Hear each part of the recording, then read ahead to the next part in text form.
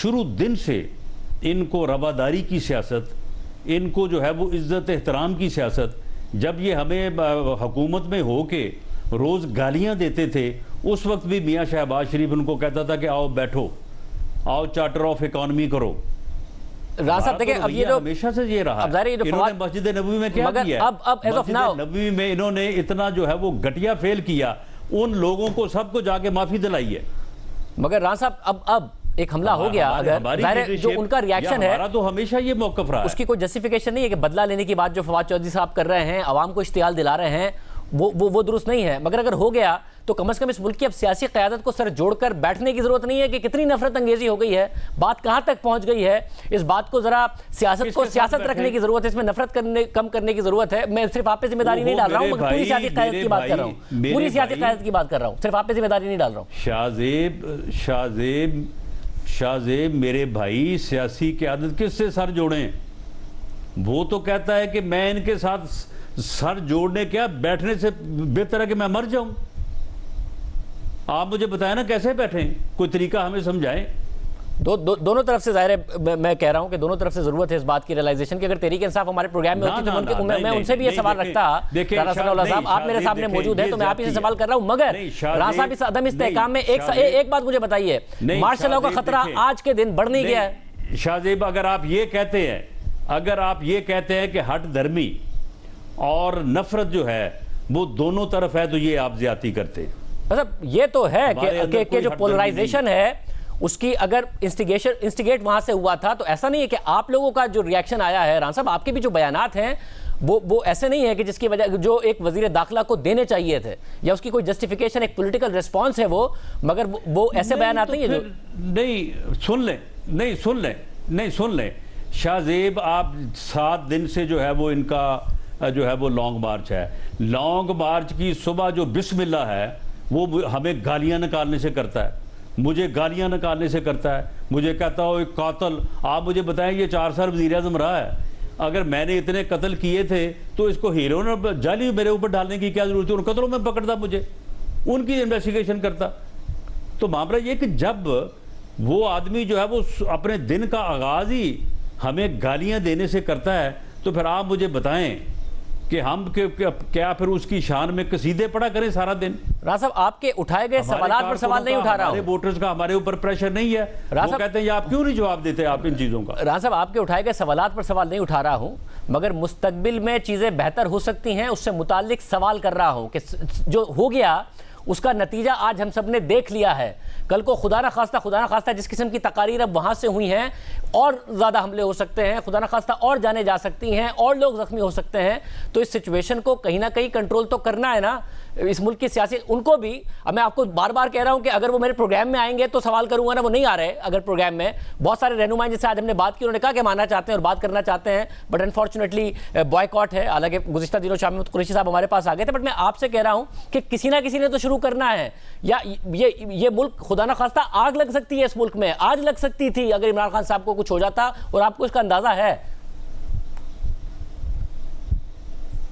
نہیں پھر اب شاہ زیب اگر میں یہ کہوں گا تو پھر آپ وہ پہلے والی بات جو ہے وہ پھر میرے ذمہ لگائیں گے، اس کا تو مقصد ہی آگ لگانا ہے۔ یہ تو اس ایجنڈے پہ کام کر رہا ہے کہ اس نے اس ملک میں آگ لگانی ہے۔ ہمیں تو وہ سمجھتا ہے کہ ہمارے ساتھ تو نہ اس نے بیٹھنا ہے نہ ہمارے ساتھ بات کرنی ہے، اور جن کے ساتھ وہ بیٹھنا چاہتا ہے ان کو بھی گالیاں نکالتا ہے، ان کو بھی کہتا ہے کہ جو میں کہہ رہا ہوں وہ کرو، وہ کرنے کو تیار نہیں ہے۔ تو اب آپ مجھے بتائیں نا کہ اس کا پھر حل کس طرح سے نکلے؟ کوئی اس کا راستہ اگر آپ سمجھتے ہیں کہ رانا صاحب اگر راستہ نہیں ہے، کوئی آپ کے سامنے ہے، رانا صاحب اگر راستہ نہیں ہے، آپ ہمیں سجائی دیں۔ تو رانا صاحب اگر اس ملک کی سیاسی لیڈرشپ راستہ نہیں نکال سکتی ہے، تو آپ کو نہیں لگ رہا آج کے واقعے کے بعد مارشل لاء کا خطرہ اس ملک میں بڑھ سکتا ہے؟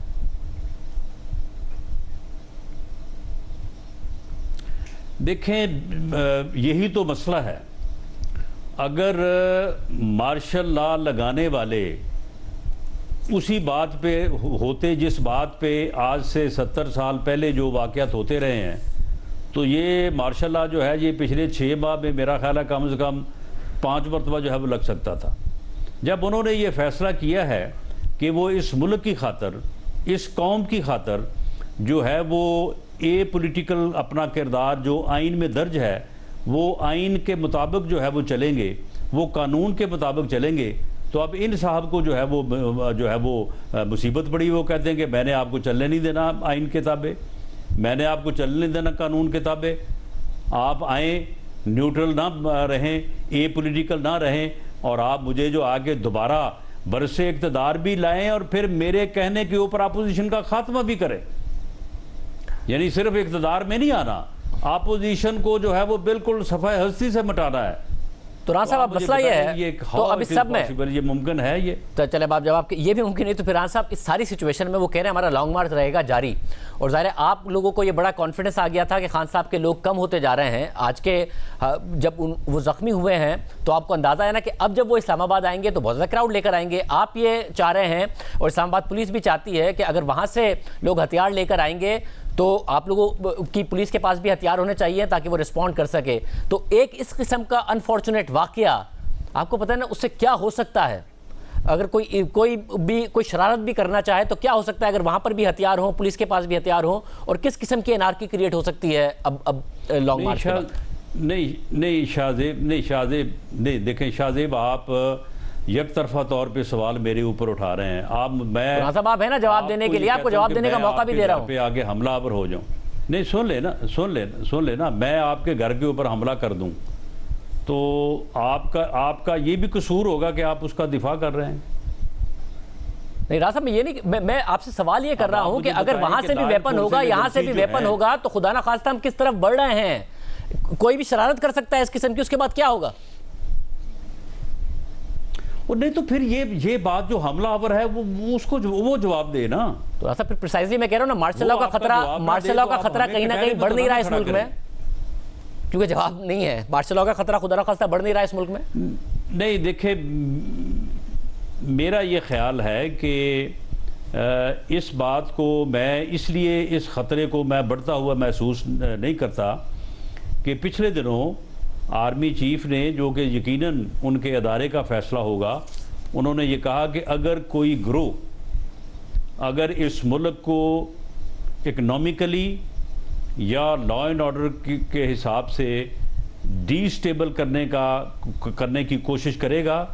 تو ہم سامنے آئیں گے اور اس کو سارٹ آؤٹ کر کے جو ہے وہ ہم پھر اپنی جگہ پہ جو ہے وہ چلے جائیں گے۔ ہم کسی صورت ملک کو غیر مستحکم کرنے کی کسی گروہ کو، نہ کسی سیاسی گروہ کو اور نہ کسی دوسرے گروہ کو اجازت نہیں دیں گے۔ اس لیے میرا یہ خیال ہے کہ انسٹیٹیوشن نے، ادارے نے جو فیصلہ کیا ہے وہ اپنے فیصلے پہ قائم رہتے ہوئے جو ہے وہ اس ملک کا تحفظ جو ہے وہ کریں گے، اور اس قسم کی انارکی اور اس قسم کی افراتفری پھیلانے والا وہ کوئی بھی گروہ ہو، اس گروہ کو جو ہے وہ سارٹ آؤٹ کریں گے۔ اور نئے آرمی چیف کا اعلان 26-27 تاریخ کو جا کے کریں گے؟ نہیں، یہ تو خیر آرمی کی لیڈرشپ اور وزیر اعظم پاکستان کے درمیان معاملہ ہے، اور میرا خیال ہے کہ نومبر کا جو فرسٹ ویک ہے اس کے بعد ٹائم جو ہے وہ ریلیونٹ ہے، وہ یہ معاملہ کسی وقت بھی ہو سکتا ہے، لیکن یہ پہلے کوئی اس کی جو ہے وہ پبلسٹی کر کے تو نہیں ہوگا۔ ایک دن ہوگا جس دن آپ کو اور ہمیں جو ہے یہ خبر ملے گی کہ یہ فیصلہ ہو گیا ہے۔